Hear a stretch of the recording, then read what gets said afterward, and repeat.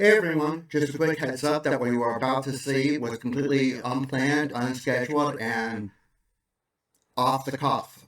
I was talking with my good friends over at the X-Boys podcast, as I often do, and we got talking about digital comics, streaming services, and our feelings regarding the upcoming relaunch to all of the X-Men titles, and thought some of the stuff that was being discussed was gold and should be recorded. So, again, unresearched, completely off the cuff, just a chat in its purest meaning. But stay tuned, and I hope that you like it. The X-Men relaunch. They're relaunching everything. The end of Yeah, literally, I think it's been 10 years. 10 years now. I'm It's been like No? 4.5 if you count COVID too. Oh, feelings about COVID it. makes everything feel like 10 years. So there Yes. Yeah. It started just before COVID at the end of 2019 and then took a pause for a couple months. And then it depends on like how you count the time because they have increased and double shipped some stuff. So like right. what might have been calendar months is not the same as story Shit months. Yeah. It's probably what threw me. Yeah, we're trying to remain as optimistic and as open-minded as possible because there's limited amount of details, but we got some more details today that are actually kind of interesting and promising. There are things I'm excited about and things I'm sad about, but you know. Yeah, because this was what got you into the books. Yeah. Us on the new X-Men relaunch with the X-Men podcast, one and down. What about you? Do you think you'll start reading, like reading the current stuff when it's new? I mean, I'd like to. I've been saying that regardless, but like I've been telling Justin that since feels like a year now. The thing is that to be current costs money, and I almost said X-Men Unlimited. Marvel Unlimited is not current. It's amazing. I love having it. It's like Netflix all year, but it's like they're just I think putting up stuff from January now. Yeah, they're like 3 months. Yeah, they run 3 months behind. 3 months behind. It used to be 6 months. Whoa. Back in my day, it was 6 months. You had to wait to get your comic books on the digitals. And you had to read it upside down in the snow. Well, so it's improved. I've been thinking that they should really do what DC has started doing.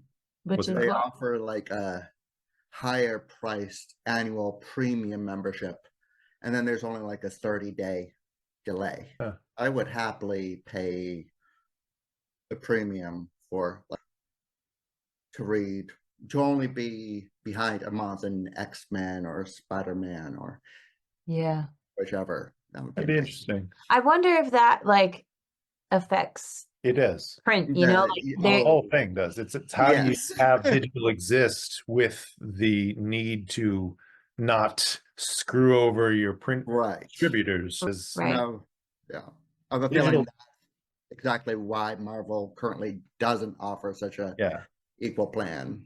Digital doesn't sell books. Even though it does when you buy it off like Comixology or something like that. Right, but the individual even then, your mom and pop shop isn't getting a cut of that. Comixology is getting a cut of that. So I'm like, how much does the plan have to be to make sure that you can still be putting out as many books as they put out, Well, that's the thing. Like Marvel Unlimited, they say sales of the books determine how long it goes, right? And so the catalog that they have is worth the subscription already. The fact that they add new books is just icing on the cake. Right. Yeah, I mean, that's why I originally signed up. Like I've been going back and reading more of the classic Claremont Byrne run, bunch of stuff I never even read before, just because it wasn't, when I was younger, it wasn't in a trade and it wasn't widely available. Like, just read the issue where Scott learns that Corsair's his dad, which mind blowing. I mean, not really, because several decades. Well, sure, and like other characters. But it's still a good story. Didn't Storm know already too? I believe, yes. Yeah. I think Jean told her. Jean told her. Yeah. but not Scott, which is also an interesting choice right there. But God, it's like, He'll figure it out. yeah, right. Yeah. I'm optimistic, but nervous as well, Alicia, for the relaunch. I feel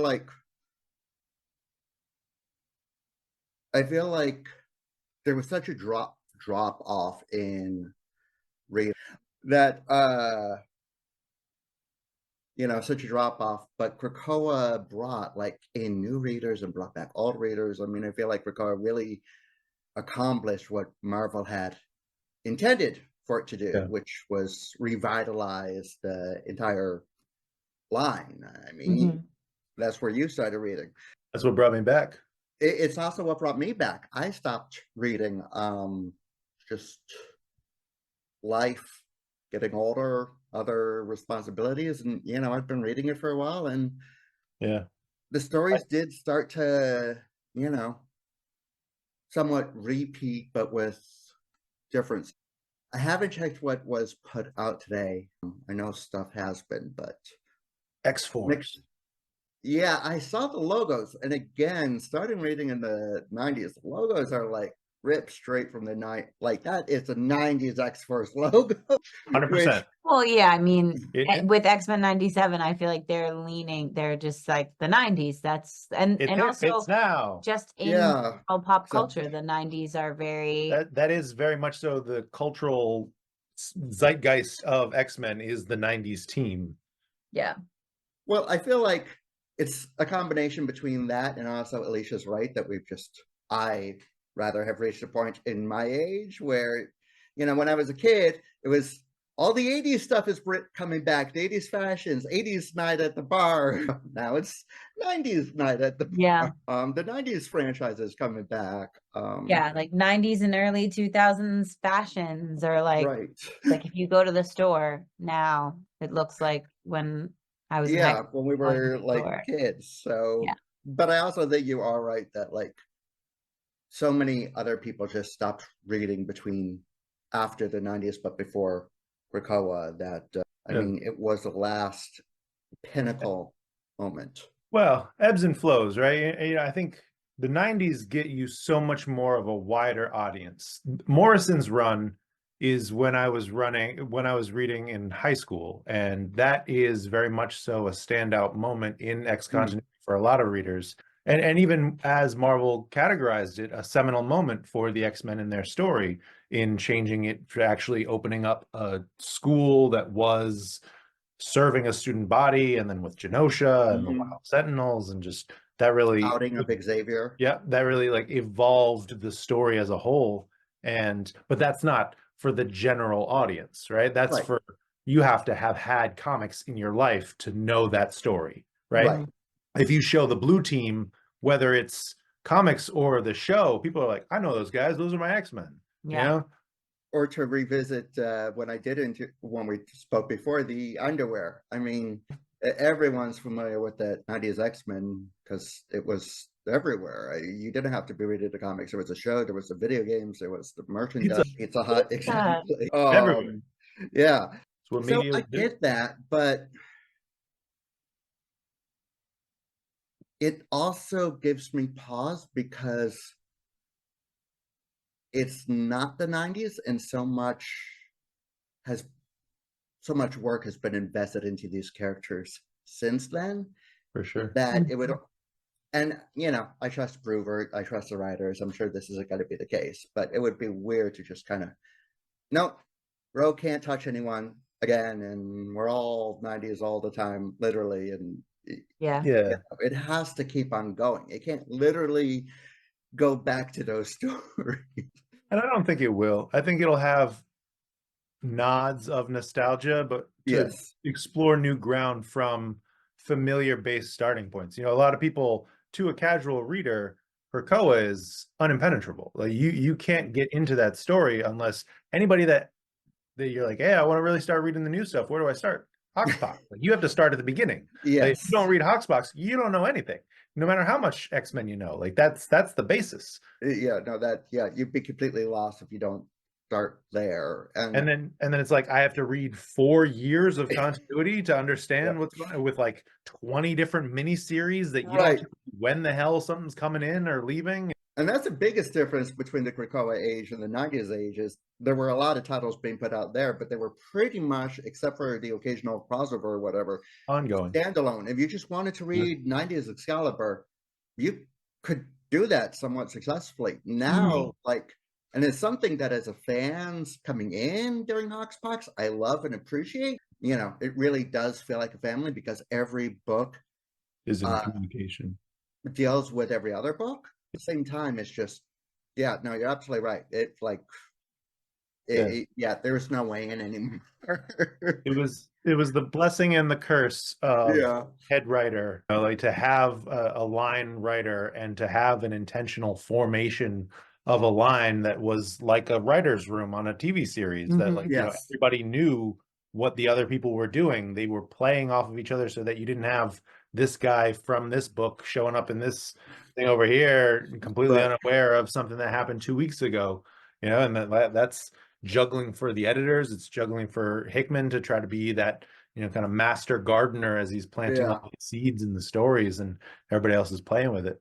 It's just interesting to think about going back away from that, and like how that will feel as someone, like, I get how it makes sense for people who don't want to be as immersed in X universe, right? And like don't necessarily want to read every single issue and all of that, and like how it makes sense for new readers. But when you've been reading it like that, and that's like your norm, and then you go to these books that maybe feel like just their own universes, disparate, does that feel like, how does that make you feel about the characters and the stories? That's the thing I'm nervous about. It's not like that I'm not going to enjoy the stories, because I've read past comics, like older comics, and I still feel like the heart of the characters, and I still enjoy the stories, and I still think that they have, you know, epic battles and good relationships. It's more like the vastness of the world disappearing, and like also what you were saying, Evan, like making sure that they don't,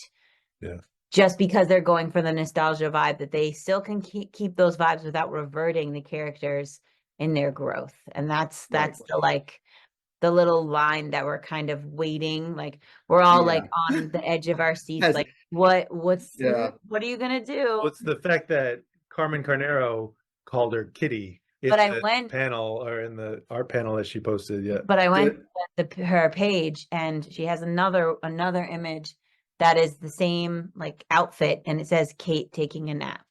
She woke up younger. Well, we will see. She went to sleep as Kitty and woke up as Kate. Vice versa. Went to sleep as Kate. For sure. Let's hope not the vice versa. I mean, it'll be interesting. I do feel like the interconnectedness of it all, probably, as you were saying, probably more than anything else, is kind of probably what's going to return to more status. Of course, that's just my gut instinct, having read comics for such a long time. This is based off of nothing. Just the fact that they're all in different geographical locations, is like, you know, yes, and they're not gonna have Krakoan gates to get back and forth. There's the seed of the potential crossover and when that's going to happen, but I just feel like they're going to be building out their own little worlds independently of each other, trying to figure out whatever's driving them to that location. And then supposedly the rumor is that there is something that will bring them all together for a crossover whenever that happens. No, I'm sure.